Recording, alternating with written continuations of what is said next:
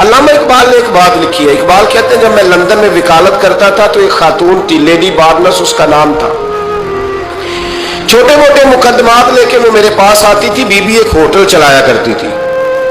اس کا خامن جو تھا وہ فوج میں ملازم تھا. اقبال نے خود لکھا ہے, اقبال فرماتے ہیں کہ ایک دن وہ خاتون پھر کسی کیس کے سلسلے میں میرے پاس آئی. تو جب وہ آئی تو اس نے نقاب اوڑھا ہوا تھا, برقع کیا ہوا تھا. تو چونکہ اس نے نقاب اوڑھا تھا مسلمانوں کی نشانی تھی. نقاب اوڑھنا کن کی نشانی ہے؟ اللہ آپ کو خوش رکھے. تو کہتے وہ نشانی چونکہ اہل اسلام کی تھی تو مجھے تجسس ہوا. میں نے کہا لیڈی خیریت ہے؟ میم صاحبہ یہ برقع پہنا ہوا ہے. تو کہنے لگی ہنس کے, اقبال مجھے پکا یقین تھا کہ آپ ضرور پوچھیں گے. تو میں نے کہا اچھا تو یہ برقع؟ تو کہنے لگی الحمدللہ میں مسلمان ہو گئی. تو میں نے فوراً کہا کہ آپ کا شوہر تو فوج میں ملازم ہے, فوجی کے لیے بدلنا اور پھر ملکی قانون اور یہ چیزیں. تو کہنے لگی اس نے مجھے کیا کہنا تھا, وہ خود کلمہ پڑھ گیا. تو کہتی ہے میں اور متجسس ہوا. وہ کیس کی بات کرتی تو میرا تجسس بڑھ گیا. میں نے کہا تو کیس چھوڑ یہ بتا کلمہ کیسے پڑھا؟ تو کہنے لگی اقبال اصل بات یہ ہے کہ میں نا بے اولاد تھی, خاوند بھی بڑے اچھے پیسے کماتا, میں خود بھی ہوٹل چلاتی, پر ڈپریشن اور ٹینشن اور بلا وجہ کی پریشانیاں جان نہیں چھوڑ. یہ ٹینشن اور ڈپریشن کا نا مجھے عربی ترجمہ کوئی نہیں ملا. یہ ڈپریشن اور ٹینشن کا نا میں نے تلاش کیا ہے, لیکن مجھے عربی لغت کے اندر ان کے معنی مجھے لگتا ہے کہ اس زمانے میں یہ چیزیں تھی ہی نہیں. ہوتی تو ان کا کوئی نام بھی, یہ آج ہے نا تو اس لیے آج کے زمانے میں نام ہے مفت کا, مفت کی پریشانی. تو کہتی ہے مجھے ٹینشن اور ڈپریشن رہتی تھی ہر وقت, بڑی میں پریشان رہتی تھی. میرے ساتھ ایک عجیب واقعہ ہوا کہ میرے ہوٹل میں نا ایک بابا جی برتن مانجتے تھے, بوڑھے آدمی تھے, 70 سال کے قریب عمر تھی. ان کا ایک بیٹا تھا, ایک بہو تھی, ایک پوتا تھا, لیکن وہ بیچارے بیٹا بیمار رہتا تھا تو لہذا وہ خود مزدوری کرتے. کہتے ہیں ایک دن وہ بابا جی میرے پاس آئے, کہنے لگے میم صاحبہ 2-4 دن کی چھٹی چاہیے. تو میں نے کہا خیریت ہے؟ کہنے لگے میڈم میرا بیٹا فوت ہو گیا. بیٹا,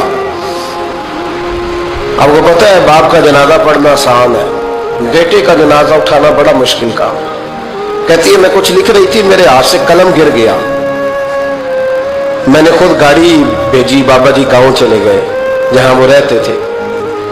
کہتی 2-3 دن کے بعد میں اور میرا شوہر گئے تو رستے میں ہم باتیں کر رہے تھے کہ کیا تعزیت کریں گے, ایک ہی بیٹا تھا, کوئی رشتہ دار بھی نہیں, تو اس کی تو کائنات اجڑ گئی, کن لفظوں سے اسے تعزیت کیا کہیں گے.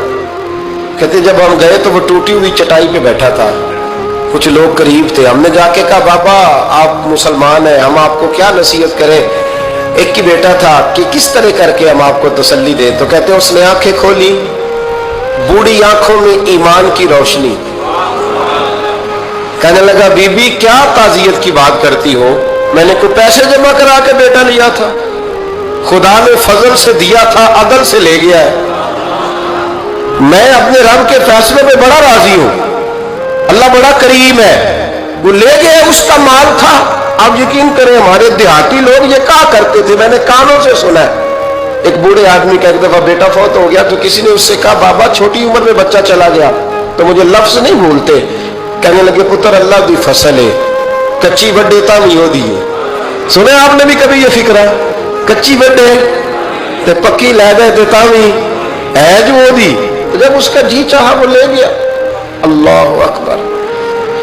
وہ خاتون کہتی ہے کہ وہ بابا جی سے میں نے کہا کہ چلو آپ 1 مہینے کی چھٹی کر لے. تو کہنے لگا نہیں میڈم میں مسلمان ہوں, مفت کی روٹی نہیں کھاتا, مزدوری کر کے کھاتا ہوں, میں انشاءاللہ 2-3 دن کے بعد کام پہ آ جاؤں گا. کہتے ہیں وہ چند دنوں کے بعد آ گیا. اللہ کی قدرت کے ابھی 2-3 ماہ گزرے تھے پھر آیا. میڈم چھٹی چاہیے کچھ دنوں کی. میں نے کہا خیریت ہے؟ کہنے لگے وہ میری بہو بھی ہارٹ اٹیک سے فوت ہو گئی. کہتے اب میں بھی تڑپ گئی اور عیسائی ہو کہ میری آنکھوں میں آنسو آ گئے. میں نے کہا گھر کا دروازہ بند ہو گیا, اب یہ بیچارہ کیا کرے گا. وہ اپنے شوہر کے غم میں ہارٹ اٹیک سے فوت ہو گئی. کہتے ہم پھر 2-3 دن کے بعد تعزیت کے لیے گئے, پھر ٹوٹی ہوئی چٹائی, بوڑھا نہ اپنی انگلیوں سے زمین پر کچھ بنا رہا.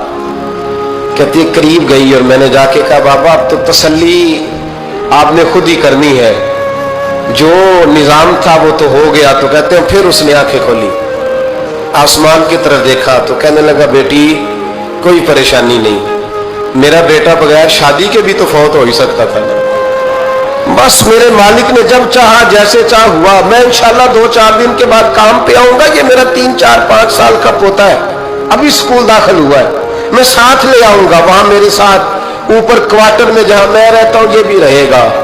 कहती है मैं सख्ते में आ गई उसकी कैफियत देख के, वो पोते को साथ ले आया।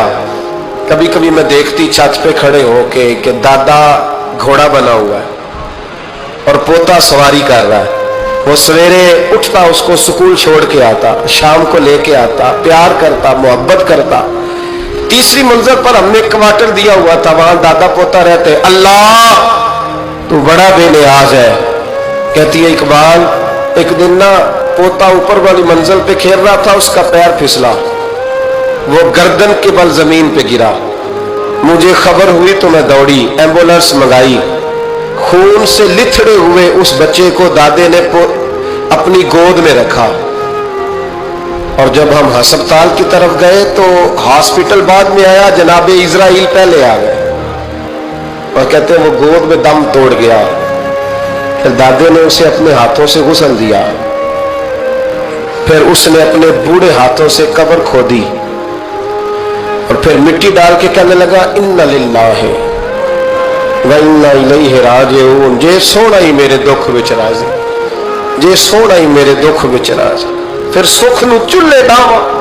कहते वो मिट्टी डाली उसने और जब वो वापस पलटा तो मैं बाजू से थाम के होटल करीब लाई और मैंने उसके करीब कहा कि बाबा तू टूट गया है, तू बिखर गया है, मुझे महसूस होता है कि अब ना तेरी रातें और तेरी सुबह और तेरी शामें गमों में गुजरेंगी।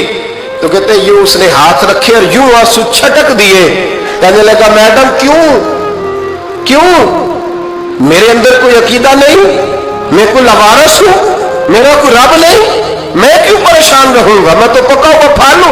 थोड़े दिन गुजरेंगे कब्र में जाऊंगा और जब जन्नत में जाऊंगा तो अल्लाह मेरी बेटे से भी मुलाकात कराएगा, मेरे पोते से भी मुलाकात कराएगा, मेरा रब सारी मुलाकातें करा देगा। मैं अपने अल्लाह की रज़ा पे बड़ा राजी हूं।